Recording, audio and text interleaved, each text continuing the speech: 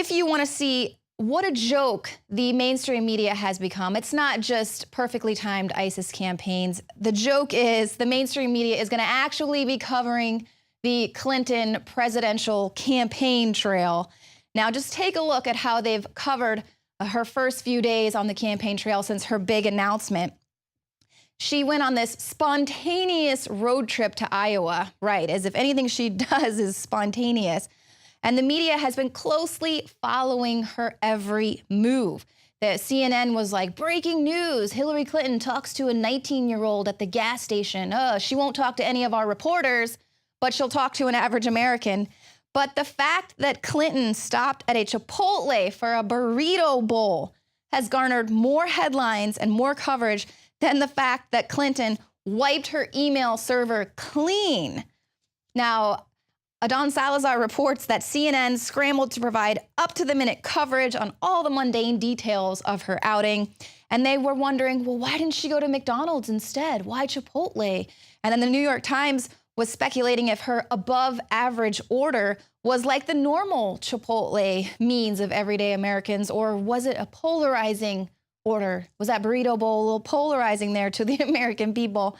And the New York Daily News just really went above and beyond to give you all of the news that you need. They phoned the store's manager for precise details of what Clinton ordered and down to the flavor of her drink. And then you can see there the Washington Examiner points out just how many reporters found it so fascinating what Clinton was having for lunch. And they said, is it possible to write an entire news story about a former New York senator's decision to order a burrito bowl? And judging from the looks of all of the links to those world leaders in news, the answer to that is yes. And now take a look at this horde of reporters who is chasing down Clinton's van just to get a glimpse of Scooby. There she goes, and Secret Service following behind her. Okay, they're going around to the back, so we're not gonna, you can see the media running behind me here to chase the Scooby van. Wow. And she's going around to the back. Wow, All right, and we'll see her very soon. guy in the orange pants is pretty quick. Alex, I mean, I'm looking at these people. Wow. All right, now, orange pants, he's really outnumbered now by all of the people that are racing around the back. Now, remember just a few weeks ago when not a single news outlet took the time to actually question Clinton about her email, her private email server, and then those missing emails that she deleted? Yeah, she gave a few statements, but she didn't take any questions. No one got the opportunity to ask her about it. And we were hearing, oh, you know, it's due to a shortage of staff and things like that. But clearly, if you look at all of the horde of reporters that are chasing Clinton, they're not short of staff. In fact, it was only one news outlet, TMZ, that dared to question Clinton. And it's probably because they were just happened to be at the airport looking for Justin Bieber to fly in or something.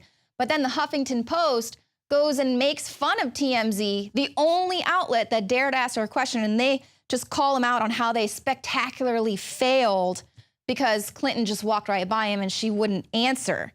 So obviously, that's how they covered the story, but the spectacular fail is the fact that none of these trusted names in news have asked Clinton about what happened to those emails, what happened with that big email scandal. Instead, they want us all to talk about her burrito bowl and, you know, how she's just like one of us because she's riding around in her Scooby van on this spontaneous road trip.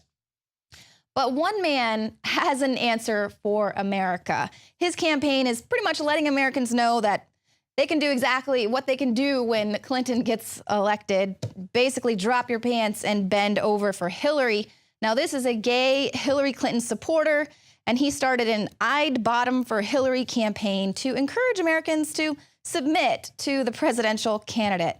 Now, obviously, it's receiving quite a bit of backlash from others in the gay community. One critic is saying that this campaign is going to do more harm than good, saying, I think he forgets that the rest of America is not like San Francisco. No kidding. We're ready for you, Hillary. We're going to keep on hounding you and not to find out what you're having for lunch.